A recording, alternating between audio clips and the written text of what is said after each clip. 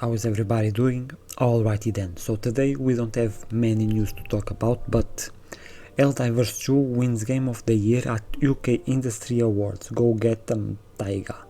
This is the thing with Helldivers 2. It was one of the biggest releases of the year.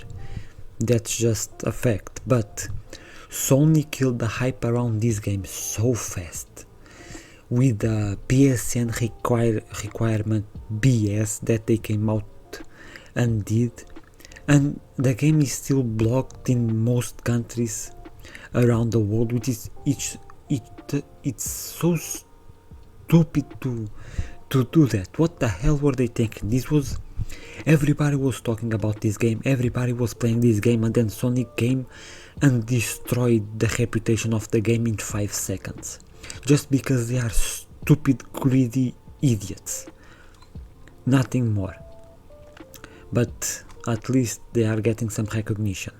Helldivers 2 was the big winner at 2024 Taiga Awards, scooping Game of the Year, Best Visual Design and Best Technical Innovation.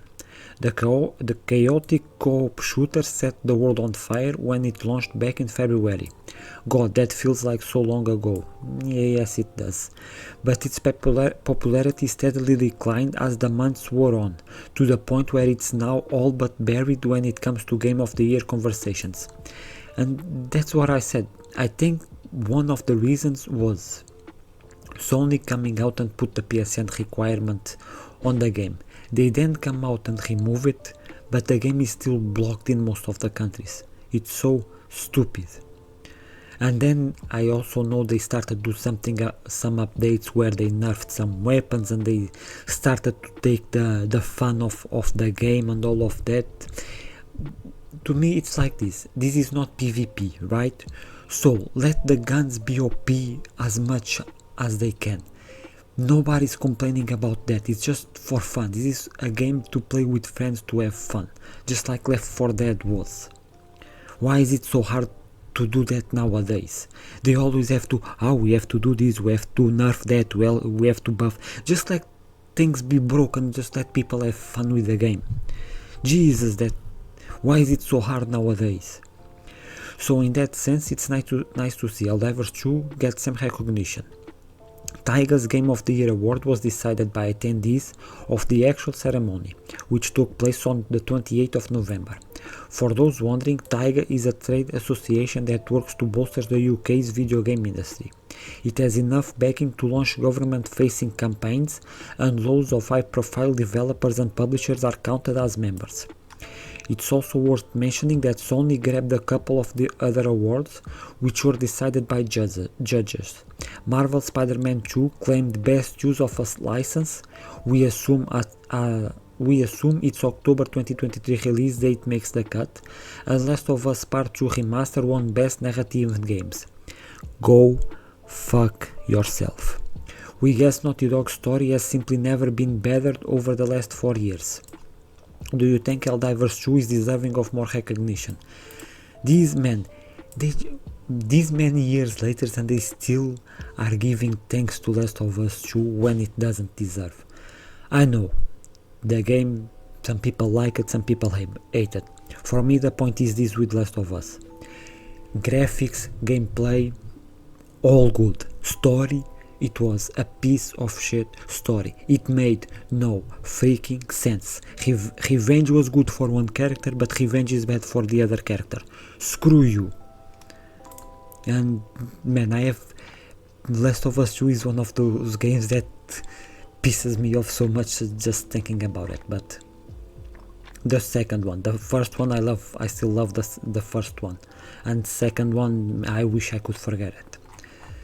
And talking about Sony, Astro blasts past Elden Ring, currently 2024 highest rated release, home stretch.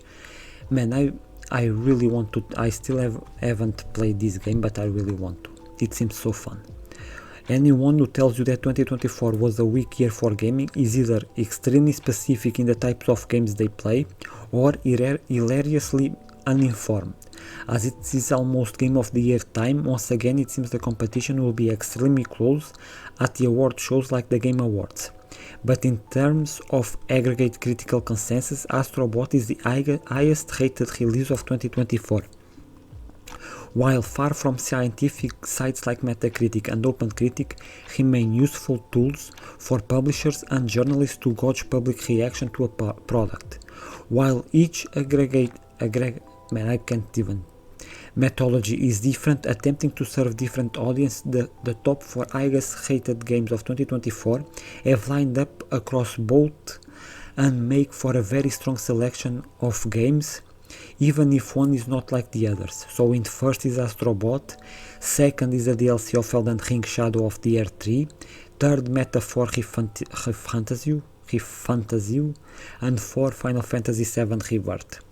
Things deviate from there, with Metacritic's number 5 spot occupied by Retro Collection UFO 50 and OpenCritic's by a visual novel called Tsukihime, A Piece of Blue Glass Moon. Honestly, those 4 above make for a strong, surprisingly JRPG heavy array of games that could keep the average player occupied for many blissful months. This is the thing, and I don't know if many people have noticed this or not, but at least this last year, most of the best games we've had, it's all from the Asian developers, or Japan, or China, or Korea. It's all. When was this year alone, if you think about it, what game was made, for example, by Ubisoft or EA, or even, well, PlayStation, it was Astro Bot, but the studio that made Astro Bot is from, I think it's Japan, if I'm not mistaken. But a studio from this side of the world, what game can you say? Are you gonna talk about Dragon Age? Yeah, good luck with that. And, well, we have one right here. Space Marine 2 hits 5 million players as it prepares for next month update 5.0. Man, I haven't had still time to play this game, but I really want to. It's another game that seems so freaking awesome. To celebrate Space Marine 2 hitting 5 million players, Saber Interactive has confirmed update 5.0 is on the way, bringing the Dark Angels chapter pack and another Operation Obelisk. The Dark Angels chapter pack includes the this is talking about the pack, so but man, 5 million players, damn. Well, I see many people praising this game for how good it is, so I really want to try it for myself to see if it's really. I also see people talking about the co-op, or is it the co-op or is it the multiplayer? That I don't remember. That is also very good. That the story is a bit short, kind of like 6 to 8 hours, which for me that's okay. I don't need 30 to 40 hours games. I sometimes getting 6-8 hours, it's more than enough if it's good. And now to finish off with Marvel Rivals goes gold ahead of PS5 launch, expected to explode. Watch it for it. Man, this game, I don't know, it seems like it could be fun, but it seems so much like Overwatch that Marvel Rivals is ready for release on the 6th of December as the game has officially gone gold.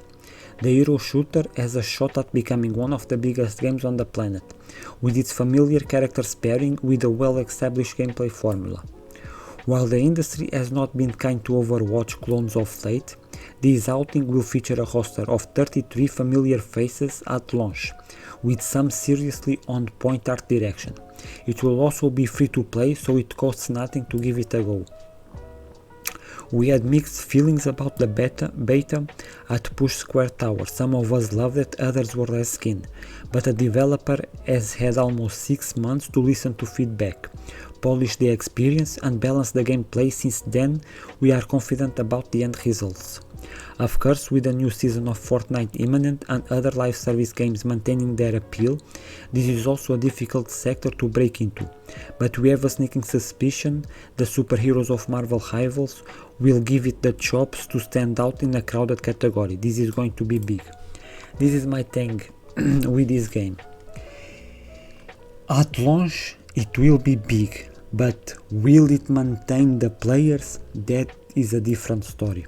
Because we've seen time and time again, a game launches, it has many players trying it out and playing it, and then in a matter of weeks it just nobody cares anymore about the game. That's why I don't know if this will be one of those types of game or not, but when it comes out I will try it. It costs nothing, of course, but yeah, I don't know if it will be that massive, because Marvel in the movies is not doing so great right now, and TV shows are not doing so great right now, but in the gaming side of things it could be a big deal, but I don't know.